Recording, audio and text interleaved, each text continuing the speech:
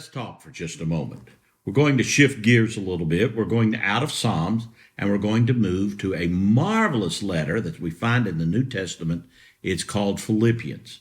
And I want you to notice that this is the poorest of the poor churches that Paul has written a letter to.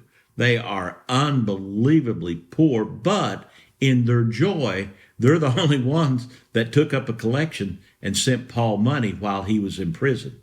So Paul starts out by saying, grace, peace, and joy to you. There's no mention of any kind of reconciliation. There's no mention of social justice. There's no mention of that. He starts out on a spiritual issue. Now, I want to remind you, we are divided, hopelessly divided in our world today.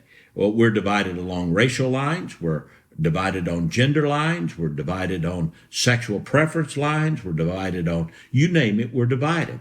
And we look around and we say, who's our enemy? And we want to find an enemy. But Paul says, I want you to start looking around and figure out who is my friend.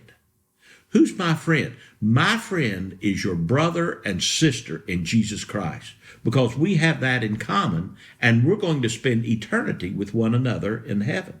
So Paul says, I want you to have grace. I want you to have peace.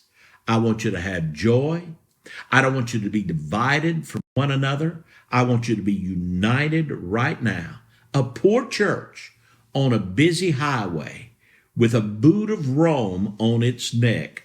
Paul arrives and he says, you do need racial reconciliation. You do need social reconciliation. You do need ethnic reconciliation, because these people were at the bottom of the ladder. They were the ones that were being pushed down. They were the ones that were being discriminated against. But now they're coming and they're saying, hey, God is in control.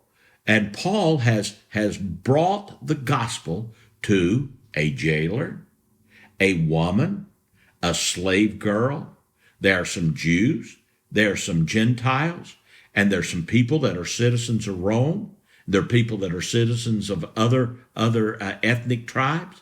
And so Paul says, I'm bringing all of you together, and you need to unite under the flag of Jesus Christ, and you need to experience that grace, that peace, that love, and that joy with one another. And obviously they were discouraged. I find a lot of folks in the church today, when they look at all the controversies that are going on and how the leaders in the United States and how many of the pastors that are on television and other places, the things that they're preaching, a lot of people are just really discouraged. But Paul says, remember, and this is the key to it. Right now, I want you to have grace. I want you to have peace.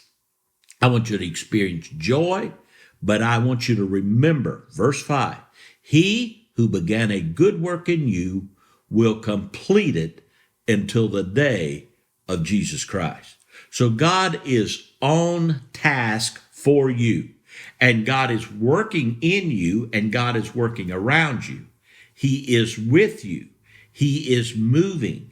He's making something glorious out of you, and he's getting you ready for heaven. And he's going to do that until the day of Jesus Christ. Now, the day of Jesus Christ is the rapture of the church and or the second coming of Jesus Christ. So as a result of that, I want you to just stop and think about it for just a moment. If you're not dead, and if you've not been raptured, and I don't think you have because I haven't been, then as a result of that, God is still working in your life. And then even if you did die somewhere along the line, and you will, and you've stood before God, then you've experienced the grace, the peace, and the joy of heaven, which is complete, but it's all in Jesus Christ. Let's make sure we keep the main thing the main thing. All these other things that are happening in our world don't matter. Thank you so much for being with us today, and God bless you.